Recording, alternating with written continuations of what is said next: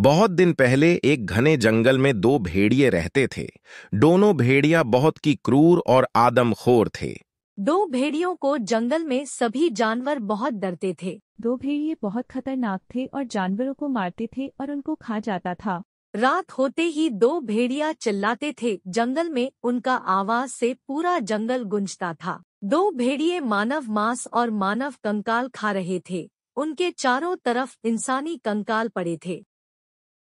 जंगल से थोड़ी सी दूरी पर ही एक छोटा सा गांव था। गांव का नाम किस्मपुर था।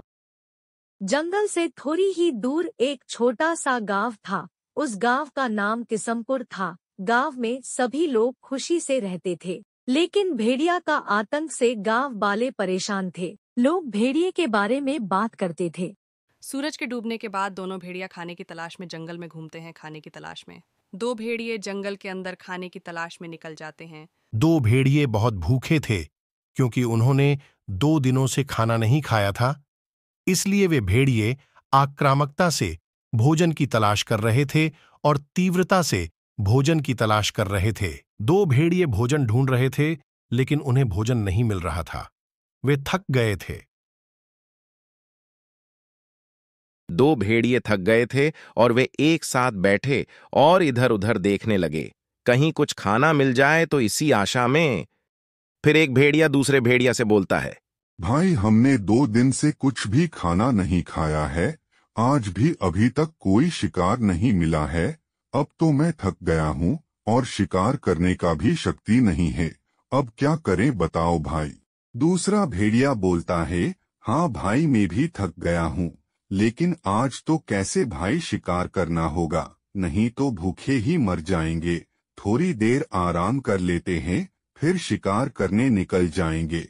आराम करने के बाद दो भेड़िए फिर से शिकार की तलाश में चलने लगे। धीरे धीरे आगे बढ़ने लगे। थोड़ी दूर चलने के बाद दो भेड़ियों ने देखा कि वहां एक सूअर का बच्चा था।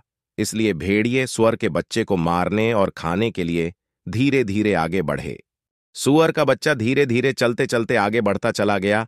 दो भेड़ियां सूअर बच्चे का पीछे पीछे धीरे धीरे चलने लगे। जब सूअर के बच्चे को भनक लगी कि उसके पीछे 2 भेड़िए उसका पीछा कर रहे थे, सूअर का बच्चा दौड़ने लगा। फिर 2 भेड़िए सूअर के बच्चे के पीछे दौड़ने लगे। आखिरकार भेड़िए ने सूअर के बच्चे को पकड़ लिया और भेड़िए ने सूअर के बच्चे को मार डाला और भेड़िया उसे खा गया। भेड़िया बड़े चाव से सूअर के बच्चे का मांस खा रहा था। भेड़िया बड़े चाव से सूअर के बच्चे का मांस खा रहा था। भेड़िए ने सूअर के बच्चे का पूरा मांस खा लिया और सूअर के बच्चे का कंकाल फेंक दिया और अधिक भोजन खोजने के लिए आगे बढ़ गया। फिर एक भेड़िया दूसरे भेड़िए से कहता है, भाई, मेरा पेट तो नहीं भरा सूअर के बच्चे को खाने के बाद भी। अभी क्या करें, जोर जोर से भूख लग रहा है। कुछ उपाय बताओ दोस्त। दूसरे भेड़िए ने बोला, नहीं दोस्त, चलो थोड़ा गांव तरफ खाना एक ही तलाश में चलते हैं।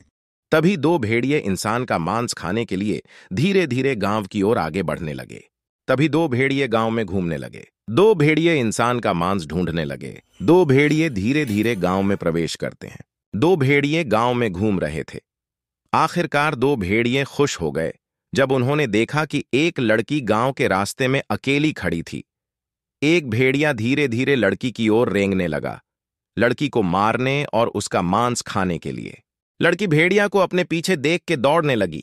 भेड़िया भी लड़की को मारने के लिए लड़की के पीछे भागा। अंत में भेड़िए ने लड़की को पकड़ लिया, मार डाला और लड़की को जंगल में घसीट ले गया। दो भेड़िए लड़कियों का मांस खाने लगे और आनंद लेने लगे। दो भेड़िए बहुत दिनों बाद इंसान का मांस खा रहे थे। दो भेड़िए बड़े चाव से इंसान का मांस खा रहे थे। दो भेड़िए ने मृत लड़की का पूरा मांस खाया और कंकाल छोड़कर आगे चल दिए। अभी के लिए कहानी इतना। इसका दूसरा भाग में हम जानेंगे कि ग्रामीणों ने दो क्रूर भेड़ियों के साथ क्या किया।